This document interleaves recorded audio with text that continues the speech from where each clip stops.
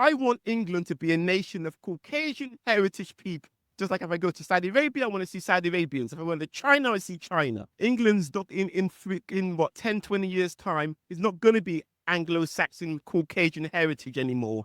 Going to be people who look like me, and that's not going to be a good thing. Why isn't it a good thing? Because they're going to be bringing in an inferior culture. What do you do to stop the small boats?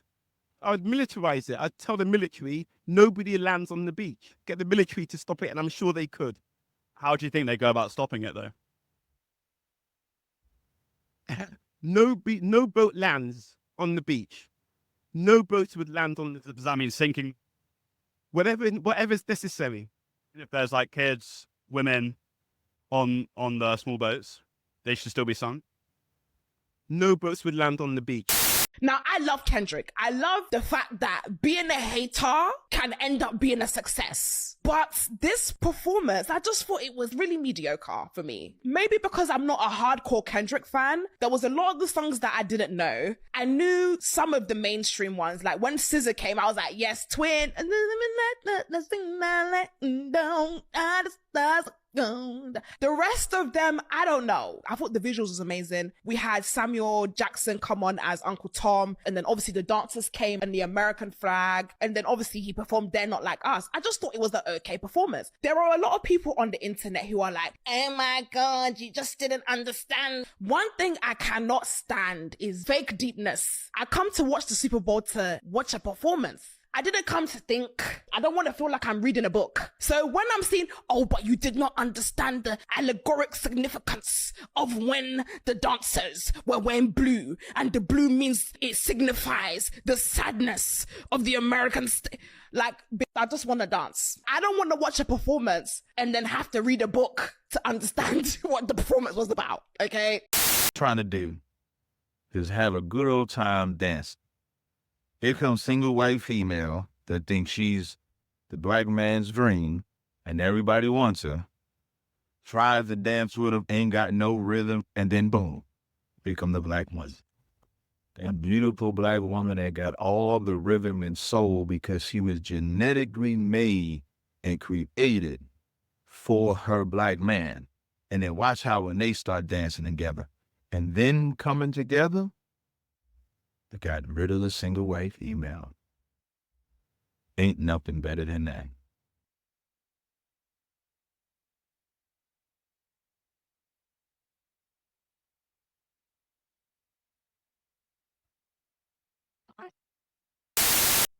It's interesting. There's always a comment like this whenever I talk about racism, always. If you don't like it, then go back home. Like, oh, okay. So maybe I'll take this time to just introduce myself. I was born in Kenya and lived there till I was 12. And then I moved to Ireland, when I was 12 and had been on the island of Ireland, until now. I moved to the north of Ireland and in 2014 when I married a Northern Irish guy. I've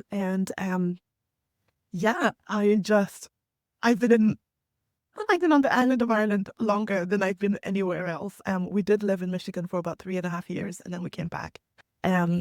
But yeah, when we own a home, we contribute and pay taxes. We have children in school. We're not criminals. So this is home for the foreseeable future. Like, this is home. And if you don't like it, like, just be quiet. Just don't throw around racial slurs and just don't be an awful human being. And I know this is hard because racism is rooted in narcissism, which means that a lot of racist people are narcissistic. I'll do a video on that. But yeah, anyway, like, if you can't be nice, just be quiet. That's all. Listen, I don't know who need to hear this, but it need to be said.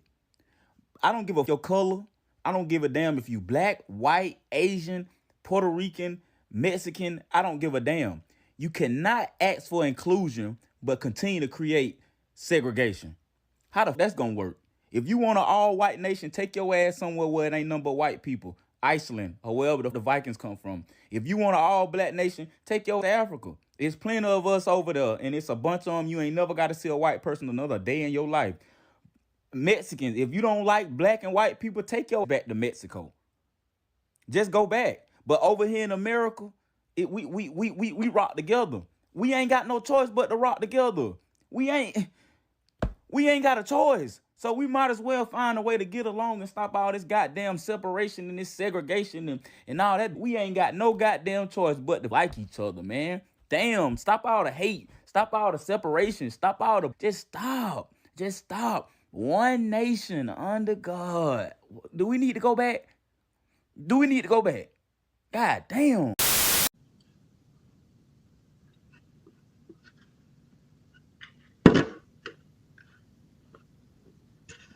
4 o'clock in the fucking morning, you're gonna shovel your fucking driveway. Yeah, I have to go to fucking work. Who are you yelling at? 4 o'clock when Who you yelling at? Randy, you prick, man. Fuck you.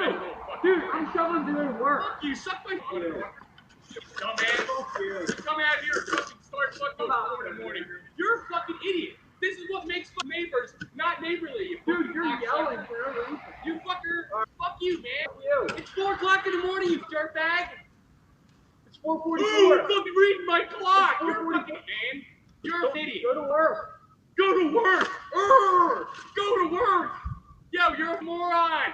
Okay. You're waking everybody up at 4 o'clock in the morning. You are yelling, you weirdo. You piece You're a of... weirdo. I wouldn't be out here talking to you if you weren't shoveling your... You're a weirdo. You piece of shit. You're a weirdo. You're the weirdo. You You're are. the one shoveling your driveway at 4 a.m. You're a weirdo.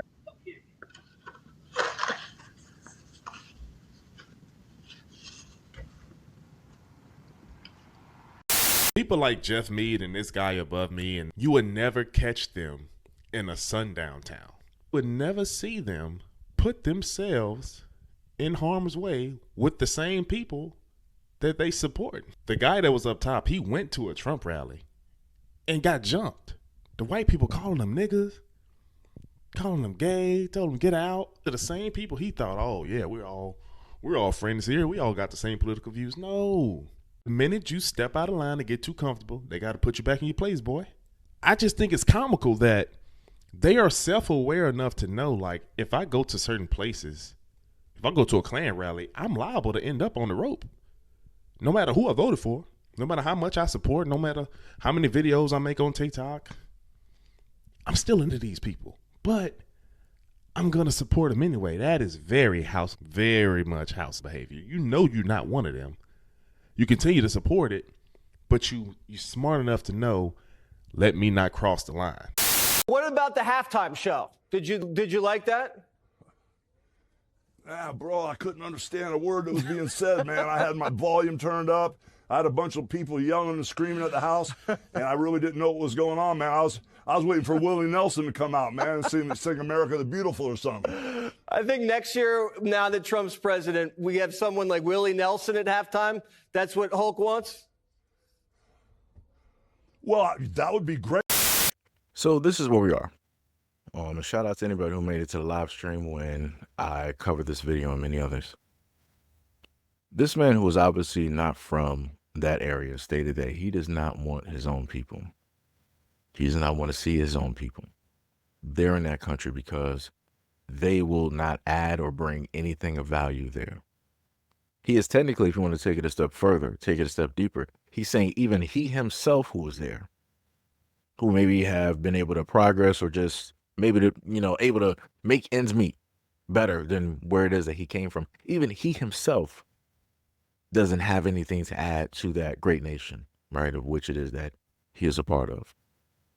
And because of his self-hatred, because of his self-loathing, because of the type of respect that he lacks and the type of love, he pushes that outwardly.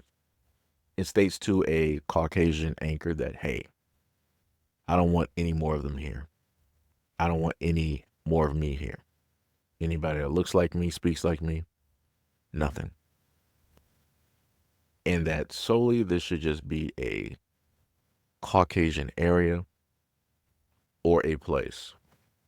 So the most dangerous part is that you, throughout history, when it deals with Africans, Caribbeans, and Black Americans, you've had people like this that have always existed, where they always wanted to put another group of people, another culture above their own, where they felt that the other culture was far more superior, that they've attributed, given, and saved a whole lot more versus their own. It's people like this that would make sure that slavery and many other things that were horrendous and horrible that were happening in a multitude of areas would stay persistent, would stay present, would keep happening.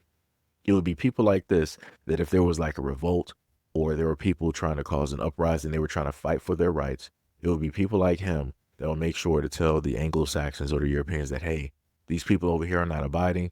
I'm one of the good ones, and I don't want to see them. I don't want to see myself rise up. You guys deserve this spot. You done took it by any means necessary. You need to keep that rule. Keep being kings. Keep being the president. Keep, being over all of these lands and telling us what to do. We don't need that type of power. He's that type of person. They are some of the most dangerous people to ever exist because they will be willing to sacrifice everything to subjugate everybody else. As he stated before, even if it's women and children directly on boats, I don't want them here. Don't let them make it to the shores. Don't let them make it to the beaches. Don't let them come directly into this country. It's already one of me here. That's way too many. We don't need any more. They're not going to contribute.